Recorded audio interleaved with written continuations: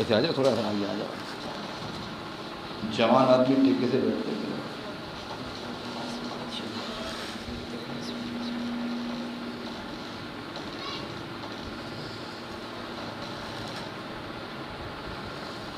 الحمد للہ رب العالمین، الصلاة والسلام علی رسولہ الکریم،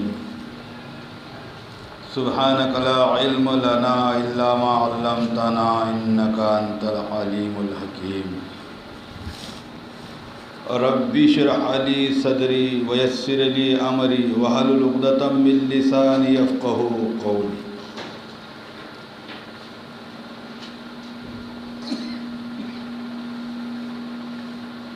بھائی دوستو بزرگوں، اللہ تبارک و تعالیٰ نے ہم کو اللہ کے خزانے کی سب سے قیمتی دولت عطا فرما دی۔ اللہ کے خزانے کی سب سے بڑی دولت کیا ہے جو اللہ تعالیٰ نے ہم کو دی؟ وہ ایمان ہے۔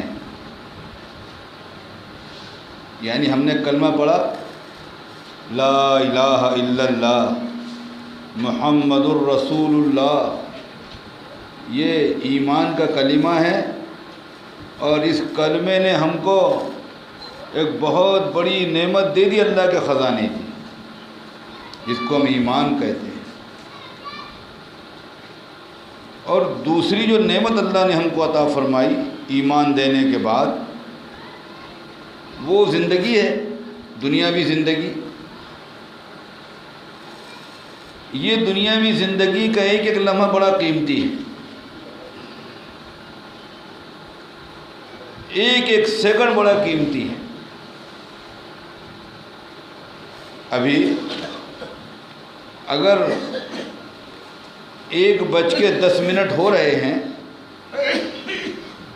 اور میں اگر یہ کہوں کہ مجھے وہ جو 1:09 کا جو 1 منٹ ہے وہ واپس لا کر دو، تو دے سکتے؟ اچھا، اس کے بدلے میں کچھ بھی دے دوں، زمین کے خزانے، آسمان کے خزانے، لیکن ان تمام خزانے مل کر بھی اس 1 منٹ کو واپس نہیں لا سکتے۔ اس لیے ایمان اللہ کے خزانے کی قیمتی دولت، وہ اللہ نے ہم کو عطا فرما دی، اور زندگی اللہ نے دی، اس کا ایک ایک لمحہ بڑا قیمتی ہے۔ اور اللہ تبارک و تعالیٰ نے ہم کو ایمان دے کر نبی علیہ السلام کی امت نے پیدا فرما دیا۔ اللہ ایمان دے دیتے اور پچھلے نبیوں کی امت نے پیدا کر دیتے۔ حضرت نوح علیہ السلام کی، اس سے پہلے حضرت ادریس علیہ السلام کی، اس سے پہلے حضرت شیس علیہ السلام کی، اس سے پہلے حضرت آدم علیہ السلام کی، اس کے بعد میں حضرت موسیٰ علیہ السلام کی، حضرت ابراہیم علیہ السلام کی۔ یعنی ان نبیوں کی امت نے اگر پیدا کر دیتے تو جو اللہ تبارک و تعالیٰ نے ہم کو فضیلت دی، اس امت نے پیدا کر کے اس فضیلت سے محروم ہو جاتے ہیں۔ کتنی بڑی فضیلت ہے اس امت میں پیدا ہونا کہ دنیا میں سب سے اخیر میں آئی اور جنت میں سب سے پہلے جائے گی۔ فضیلت ہے اس امت کی۔ اللہ تعالیٰ نے جیسے ہمارے نبی کو سارے نبیوں کا سردار بنایا، اور ہمارے نبی کو سارے نبیوں کا امام بنایا، ویسے اللہ تبارک و تعالیٰ نے نبی علیہ السلام کی امت کو ساری امتوں کا سردار بنایا اور ساری امتوں کا امام بنایا۔ تو یہ فضیلت اللہ نے ہم کو عطا فرمائی۔ اب ہماری ذمہ داری کیا ہے؟ ہماری ذمہ داری یہ ہے کہ اللہ تبارک و تعالیٰ نے اپنے فضل سے جو ایمان ہم کو عطا فرمایا اور نبی علیہ الصلوۃ والسلام کی امت نے پیدا کر کے جو فضیلت ہم کو عطا فرمائی، تو ہم اپنی زندگی کو اللہ کے احکامات کے تابع نبی پاک صلی اللہ علیہ وسلم کے طریقوں کا پابند ہو کر گزاریں۔ یہ ہماری ذمہ داری ہے کہ دین زندگیوں کے اندر ہو۔ جب دین زندگیوں کے اندر ہوگا تو پھر یہ انسان دنیا میں قیمتی بنے گا اور آخرت میں بھی قیمتی بنے گا، اور دین زندگی کے اندر نہیں ہوگا تو دنیا میں بھی ناکام ہوگا اور آخرت میں بھی ناکام ہوگا۔ ہمارے ایک بہت بڑے بزرگ گزرے، بھائی فضل کریم صاحب رحمۃ اللہ علیہ، ایک جملہ کہا کرتے تھے، دنیا میں اس لیے مار کھا رہے کہ مسلمان ہیں۔ دنیا میں کیوں مار کھا رہے کہ مسلمان ہیں، اور آخرت میں اس لیے مار کھائیں گے کہ مسلمان نہیں تھے۔ دو جگہ پٹائی کہ دنیا والے ہمارا نام دیکھ کر یہ تو مسلمان ہیں، ان کو مارو، اور آخرت میں اللہ تعالیٰ فرشتوں کی فہرستیں دیکھیں گے کہ یہاں تو کوئی پتہ ہی نہیں ہے اس کا، تو مارو۔ تو بے دین کی تو دونوں جگہ پٹائی، یہاں بھی وہاں بھی۔ اس لیے دین زندگی دین کے ساتھ۔ ایک مثال سمجھ لو،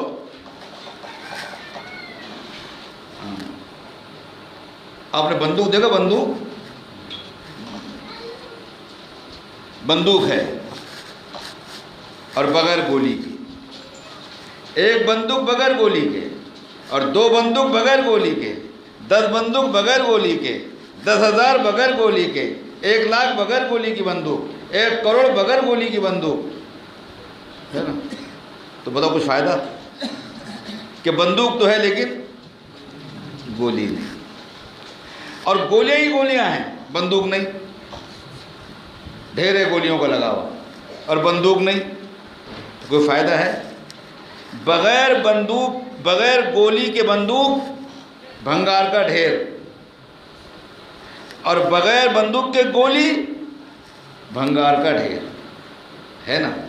لیکن اگر یہ گولی بندوق میں آ جائے پھر کیا ہوگا؟ ایسی اگر 10 ہو نا تو آدمی پسینے چھوٹ جائے گا۔ 10 اگر ہو 10، کیوں؟ بندوق ہے گولی کے ساتھ، گولی ہے بندوق میں، ہوگا نہیں ہوگا؟ مثال سمجھ لو کہ ہماری زندگیاں جو ہے مسلمانوں کی وہ بندوق کی طرح ہے، اور دین جو ہے یہ گولیوں کی طرح ہے۔ ہمارے جسم بغیر دین کے بھنگار کا ڈھیر ہے، اور دین کا دین کتابوں میں، دین مزاروں میں، اس کو کوئی نفع نہیں۔ اب اگر یہ دین مسلمانوں کی زندگی کے اندر آئے گا تو یہ اثر انداز ہوگا، یہ اثر انداز ہوگا کہ مسلمان ہے اور دین کے ساتھ ہے، زندگی اس کی دین کے ساتھ ہے۔ ایسے 313 تھے نا، ساری دنیا ان سے حیران تھی کہ ان کے پاس رہنے کے لیے جھوپڑے،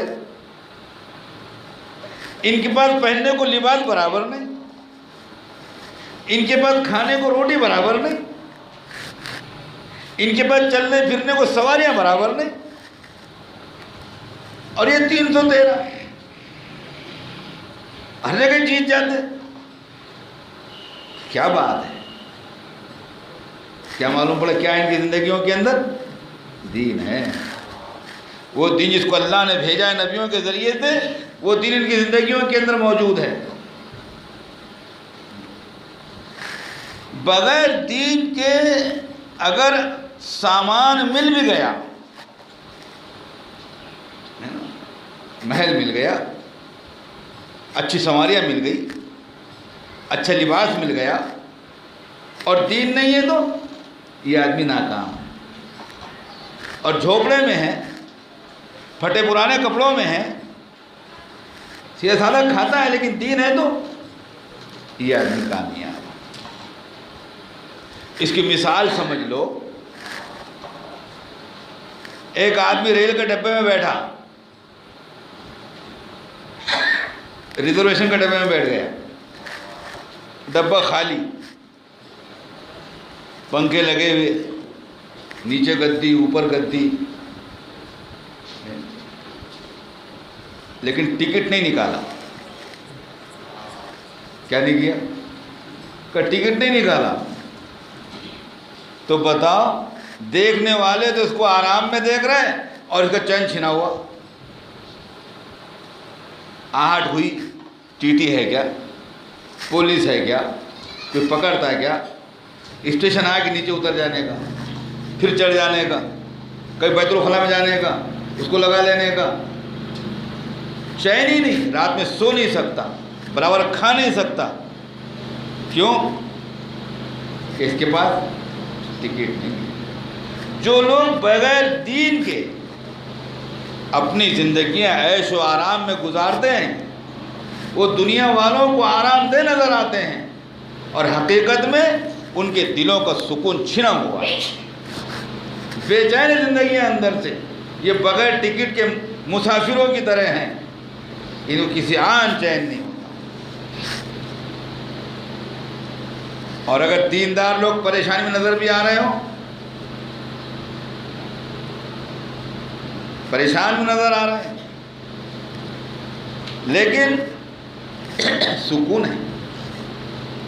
کہ ایک آدمی پیسنجر ڈبے میں بیٹھ گیا، جنرل ڈبے میں، اور جنرل ڈبے میں کھچا کھچ بھرا ہوا، بیٹھنے کو جگہ نہیں، ذرا سی جگہ ملی وہیں بیٹھ کے سو گیا. دیکھنے والے اس کو پریشانی میں دیکھ رہے ہیں، اور حقیقت میں کیا ہے؟ سکون نہیں. کیوں؟ ٹکٹ ہے اس کے پاس. اللہ تبارک و تعالیٰ نے ہمارے لیے جو دین دیا ہے، وہ دنیا اور آخرت میں کامیابی کے لیے دیا. ہم کیا کر رہے ہیں؟ ہم دنیا کے بنانے میں اس دین کو مٹا دے رہے، اس دین کو برباد کر دے رہے، آخرت کو خراب کر دے رہے، قبر کے گڑھے کو جہنم کا آگ کا گڑھا بنا دے رہے. کیوں؟ ہم دنیا تو مل جا رہی ہے، لیکن آخرت کو قربان کر کے، دین کو مٹا کر. ہمارے گھر پہ ایک مہمان آ جائے، کوئی آدمی، تو اس کے لیے ہم چائے بناتے ہیں.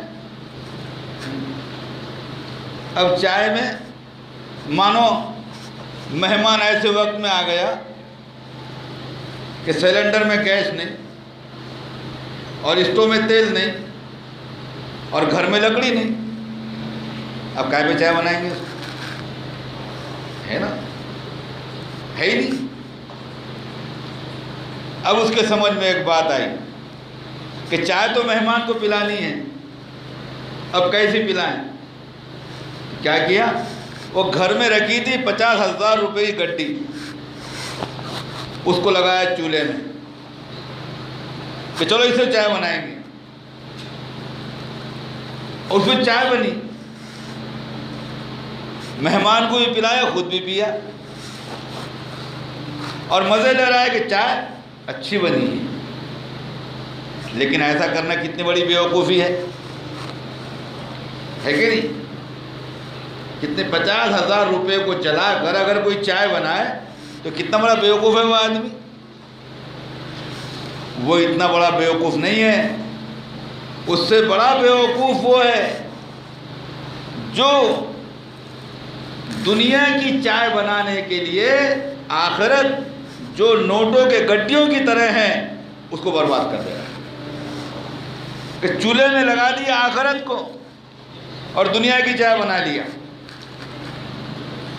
کہ مسجد میں نمازی کیوں کم ہے کہ سویابین نکلنا چل رہا ہے کہ سویابین تو گھر کو آ جائے گا لیکن آخرت بگڑ جائے گی۔ بھائی آج لوگ نماز میں کیوں کم ہیں کہ کھیتی باڑی میں کام کاج چل رہے ہیں۔ کیا مطلب؟ ہم نے دنیا بنانے کے لیے آخرت کو برباد کیا ہے اور پھر خوش ہے کہ الحمدللہ دوسروں سے زیادہ ایوریج آیا ہے سویابین کا اور فصل بڑی اچھی ہے۔ وہ نوٹوں کی گڈیوں پر جو آدمی چائے کے مزے لے رہا ہے، ایسے ہم اعمال کو قربان کر کے اور آخرت کو داؤ پہ لگا کے اللہ کو ناراض کر کے اگر دنیا کما بھی رہے ہیں تو یہ دنیا ہم کو جہنم کی طرف لے جا رہی ہے اور ہم خوش ہو رہے ہیں کہ ہماری دنیا بن رہی ہے۔ بیوقوف ہے وہ آدمی۔ اور پھر ہم نے تو یہ اذانیں جو مسجد کی ہوتی ہے اتنی زیادہ دنیا کو اپنے پر سوار کر لیا کہ اذانیں جو مسجد کی ہوتی ہے ان اذانوں کو ہم نے اپنے کام کاج کے حساب سے ایڈجسٹ کیا۔ کھیتی میں مزدور کام کر رہا ہے تو گھڑی دیکھتا آدمی، ابھی ہماری اذان نہیں ہوئی 5 بجے کی، ابھی چھوڑنے کا نہیں، ابھی 2 بجے کی اذان نہیں ہوئی 1:30 بجے کی، ہے نا، ابھی چھوڑنے کا نہیں۔ ظہر کے ٹائم میں کھانا کھانے کا ٹائم، عصر کے ٹائم میں مزدور چھوڑنے کا ٹائم، مغرب کے ٹائم میں دودھ دھونے کا ٹائم، فجر کے ٹائم میں گوبر اٹھانے کا ٹائم۔ تو ہم نے اذان کے اوپر اپنے کام ایڈجسٹ کر کے رکھے۔ جب ہم نے اپنی دنیا بنانے کے لیے دین کی پرواہ نہیں کی تو پھر اللہ کی طرف سے پکڑ آئی ہے، اور پکڑ آنا لازمی بات ہے۔ ایک آدمی اپنے بیٹے کو پیٹ رہا ہے تو لوگوں نے مجھے کیوں پیٹتا ہے اس کو؟ کب مانتا نہیں کہ تم کو باپ نہیں مانتا؟ کہ نہیں، باپ تو مانتا ہے لیکن بات نہیں مانتا۔ باپ کو باپ ماننا اور باپ کی بات نہیں ماننا تو پٹائی نہیں ہوگی؟ تو باپ پٹائی کرتا ہے۔ اللہ کو اللہ ماننا اور اللہ کی بات ہی نہیں ماننا، محمد صلی اللہ علیہ وسلم کو نبی ماننا اور ان کی بات ہی نہیں ماننا، قرآن کو قرآن ماننا اور قرآن کی بات نہیں ماننا تو پٹائی نہیں ہوگی، پٹائی نہیں ہوگی۔ اور اللہ کی پٹائی کیا ہے؟ حدیثوں میں اس کا خلاصہ آیا ہے۔ اللہ جب پیٹنے پر آتے ہیں تو پھر اس کی مختلف شکلیں ہوتی ہیں۔ بارش کو بے وقت برساتے ہیں، یہ اللہ کے ناراضگی کی علامت ہے، اور ہم پر حاکم ہمارے مزاجوں کے خلاف مسلط کرتے ہیں، یہ اللہ کی ناراضگی کی علامت ہے۔ نئی نئی بیماریاں وجود میں آتی ہیں، یہ اللہ کے ناراضگی کی علامت ہے۔ گھر گھر میں جھگڑے شروع ہوتے ہیں، یہ اللہ کے ناراضگی کی علامت ہے۔ دل پھٹتے ہیں، امت بکھرتی ٹوٹتی ہے، یہ اللہ کے ناراضگی کی علامت ہے۔ جو اللہ ناراض ہوتے ہیں تو پکڑ کرتے ہیں۔ تو باپ بیٹے کی پٹائی کر رہا ہے نہیں ماننے پر، ہم اللہ کی نہیں مانتے، حالانکہ اللہ تبارک و تعالیٰ نے کتنی نعمتوں کو ہم کو عطا فرمائی۔ جس زمین پر چل رہے ہیں، جن ہواؤں میں سانس لے رہے ہیں، سورج کی روشنی میں کام کر رہے ہیں، رات کے اندھیرے میں آرام کر رہے ہیں، کھیتی میں محنت کر رہے فصل مل رہی ہے، درختوں سے پھل مل رہے ہیں، اللہ تعالیٰ نے جسم عطا فرمایا، سوچنے کو دماغ دیا، دیکھنے کو آنکھیں دی، چلنے کو پیر دیے، بولنے کو زبان دی، سونگھنے کو ناک دی، سننے کو کان دیے، پکڑنے کو ہاتھ دیے، دل و دماغ دھڑکتا ہے، نعمتیں ہی نعمتیں انسان کے جسم پر ہے۔ یہ ساری نعمتیں اللہ تبارک و تعالیٰ عطا فرمائی۔ اللہ کی اتنی نعمتوں کو استعمال کرنا، اللہ کی نہیں ماننا، یہ اللہ کی ناراضگی کی علامت ہے۔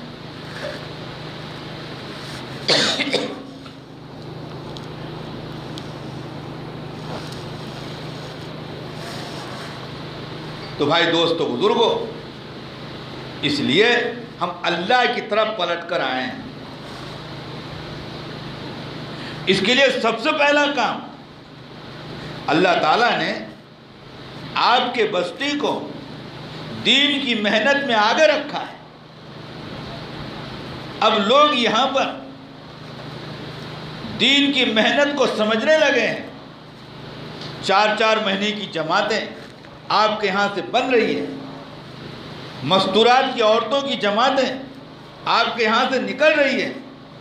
اب تو یہ نیت کرو کہ ہمارے اس بستی کا ایک ایک بالغ مرد اور ایک ایک بالغ عورت یہ سارے کے سارے 5 وقت کی نماز کا اہتمام کریں گے۔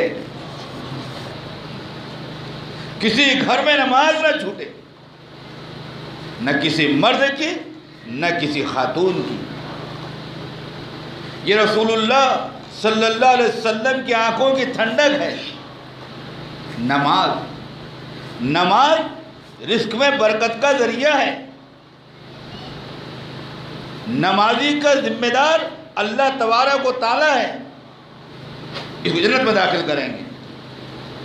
نماز کی برکت سے قبر کا عذاب ہٹا دیں گے، اور نماز کی وجہ سے نام اعمال سیدھے ہاتھ میں ملے گا، اور نماز کی وجہ سے پل صراط پر سے بجلی کی طرح گزرے گا، اور نماز کی وجہ سے جہنم سے بچے گا، اور نماز کی وجہ سے جنت میں داخل ہوگا۔ یہ نماز اتنی بڑی اونچی دولت ہے کہ ہر ایک نے 5 وقت اس کا اہتمام کرنا چاہیے۔